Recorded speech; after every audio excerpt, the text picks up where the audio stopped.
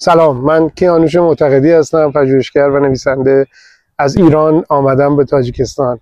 دلم میخواد چند کلمه‌ای درباره زیبایی‌ها و اشتراکات فرهنگی بین ایران و تاجیکستان برای شما عزیزان صحبت کنم. فکر میکنم که همه ما ایرانیان و همه فارسی زبانان لازم یک بار به تاجیکستان بیایم و این زیبایی‌ها رو از نزدیک ببینیم. شاهکارهای هنری که در موزه ها و ابنیه این مجموعه ها وجود داره همش خاطرات مشترکی از حافظه ملت بزرگی که یک روزگاری یکی بودن و امروز باید دوباره به سمت هم بیان و دست برادری بدن. همینطور متقابلا فکر می‌کنم عزیزان تاجیک باید به ایران بیان و این رابطه مشترک دوباره مثل قدیم و گذشته قوی بشه. هنر، فرهنگ، ادبیات بخشای مهمی از این اشتراکات فرهنگی بین دو دنیای ایران و تاجیکستانه که در واقع از یک نقطه شروع میشه و خوانش دوباره اون، دیدن دوباره اون به همه ما این امید میده که برای آینده کنار هم باشیم و بتونیم جهان زیباتری رو کنار هم بسازیم.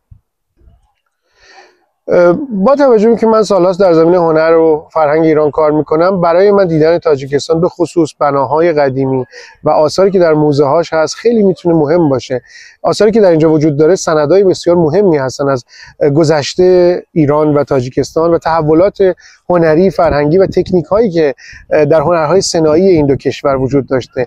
اشتراکاتی که نمیشه اونها رو نادیده گرفت و نمونه هایی که بسیار بسیار مهمن در کار تاریخ نگاری هنر و با دیدن این آثار و ابنیه‌ای که در تاجیکستان است ما میتونیم به یک تصویر واضح و منصفانه از گذشته تاریخی خودمون برسیم. از این جهت دیدن و شنیدن و حتی تجربه غذا خوردن، لباس پوشیدن، همه اون چه که جهان تاجیک رو به ما نشون میده میتونه برای ما ایرانیان جالب توجه باشه و متقابلا انتقال این تجربه ها و سنن از ایران به تاجیکستان فرصتی است برای برادری و یکی شدن.